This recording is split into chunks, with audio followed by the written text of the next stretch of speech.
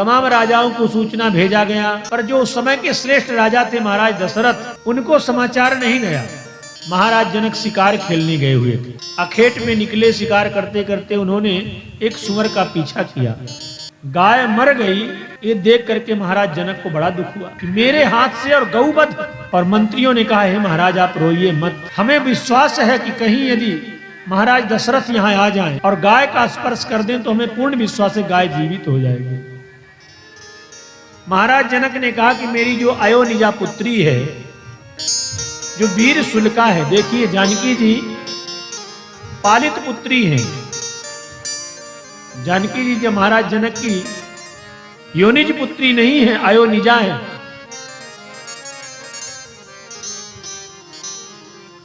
वीर शुल्का है। कहते हैं एक बार जानकी जी चौका लगाते समय घर की सफाई कर रही थी। महाराज जनक ने कहा, बेटी सीते, ये जहां धनुष रखा हुआ है यहां बहुत कचरा जम गया है, यहां भी चौका लगा देना।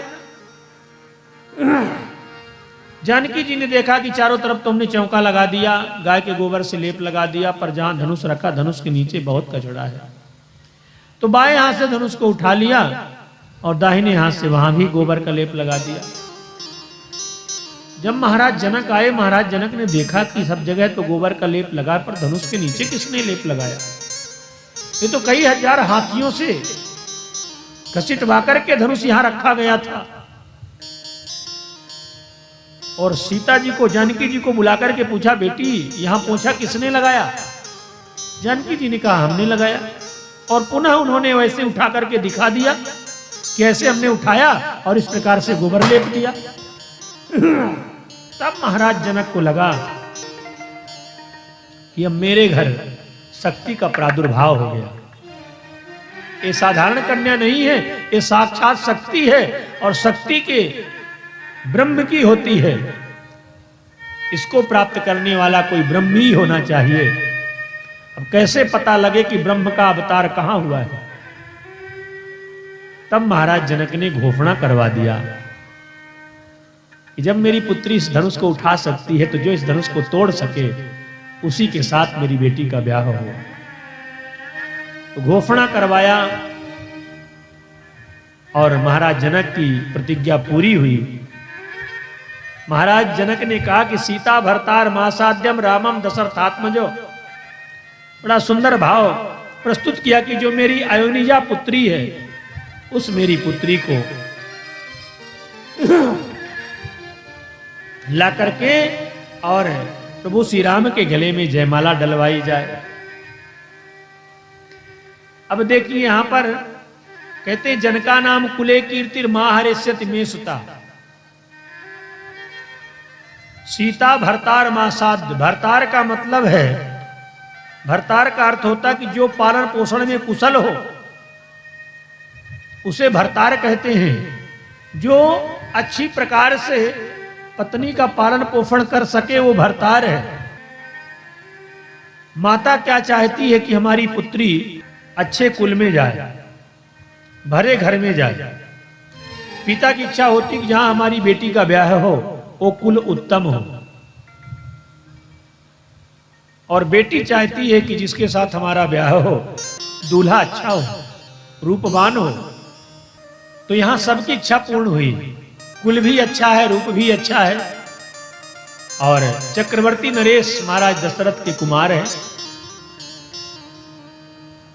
माता यही चाहती है कि हमारी बिटिया जहां जाए तो घर भरा हो, उत्तम कुल बांधव चाहें, और पिता चाहते हैं कि जहां हमारी बेटी का ब्याह हो कुल उत्तम होना चाहिए, किसी प्रकार का दाग ना लगा हो। कन्या चाहती बर अच्छा हो, पर बराती तो चाहते हैं कि बर कन्या चाहे जैसे हो पर भोजन बढ़िया हो।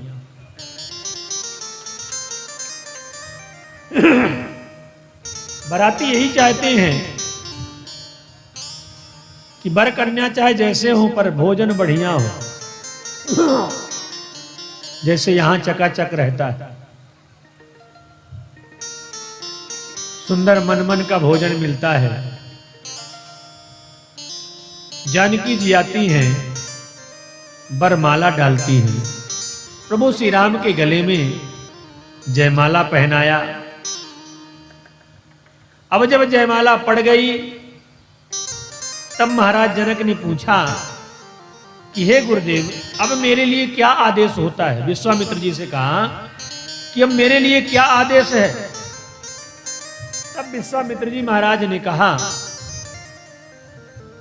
कि हे महाराज, अब कुशल दूत को भेज करके अयोध्यापुरी निमंत्रण भेजिए और वहां से बारात आए, फिर भगवान श्री राम का ब्याह हो। अब प्रश्न ये उठता है कि अभी तक पत्रिका क्यों नहीं भेजा था, अभी तक सूचना नहीं भेजा था। तमाम राजाओं को सूचना भेजा गया, पर जो उस समय के श्रेष्ठ राजा थे महाराज दशरथ, उनको समाचार नहीं गया। महाराज जनक शिकार खेलने गए हुए थे।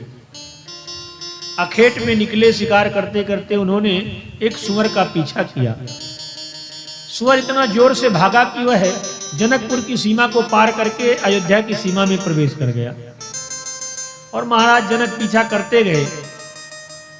एक बार निशाना लगाया, निशाना लगा करके जब बाण छोड़ा तो बाण सुअर को ना लग करके गाय को लग गया और वो गाय मर गई।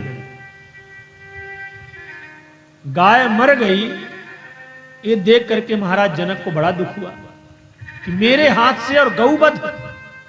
अब तो जनक जी महाराज जोर जोर से रोने लगे, विलाप करने लगे। जनक जी का रोना मंत्रियों से सहन नहीं हुआ और मंत्रियों ने कहा, हे महाराज आप रोइए मत, हमें विश्वास है कि कहीं यदि महाराज दशरथ यहां आ जाएं और गाय का स्पर्श कर दें तो हमें पूर्ण विश्वास है गाय जीवित हो जाएगी और आप पाप से, गौवध के पाप से बच जाएंगे। महाराज जनक ने दूत को भेजा दशरथ जी को बुलाने के लिए, और जब दूत पहुंचा उस समय दशरथ जी महाराज गुरु पूजन के लिए निकल चुके थे। हाथ में पूजन का थाल लिए गुरु पूजन के हितार्थ जा रहे थे। इतने में मैथिल वेशभूषा में उस दूत को देखा। महाराज दशरथ को प्रणाम किया। उस दूत ने परिचय दिया। दशरथ जी ने कहा कि कहो क्या समाचार है। उस दूत ने कहा कि महाराज, हमारे महाराज शिकार करते करते आपके राज्य की सीमा में प्रवेश कर गए। महाराज दशरथ ने कहा बहुत अच्छी बात है, तब तो आप हमारे मेहमान कहलाए। दूत ने कहा नहीं महाराज, हमारे महाराज ने सुअर को निशाना साधा और वो बाण है सुअर के न लग के गाय के लग गया, गाय की मृत्यु हो गई। इतना जब सुना तो महाराज दशरथ के हाथ से पूजन का थाल छूट गया कि मेरे राज्य में गाय का वध, वो भी जनक जी के हाथों से, महान अनर्थ हुआ।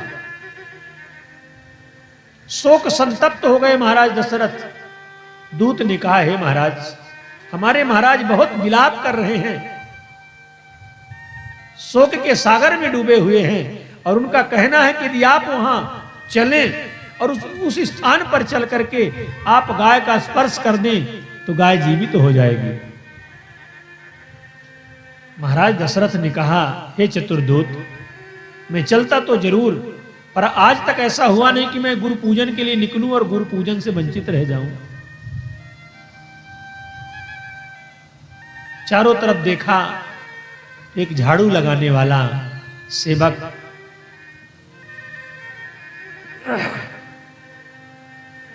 झाड़ू लगा रहा था। उसे बुलाया जमादार को और कहा कि बेटा तू जा, सरजू का एक लोटा जल ले ले और जाकर के गाय की प्रदक्षिणा करके कहना कि यदि हमारे महाराज मन वचन कर्म से सत्य प्रतिज्ञ हो तो हे गौ माता तुम जीवित हो जाओ। और वह झाड़ू लगाने वाला जमादार सरजू का जल एक लोटा भरा और सरजू का जल लेकर के उस दूत के साथ गया जहां गाय मरी पड़ी थी।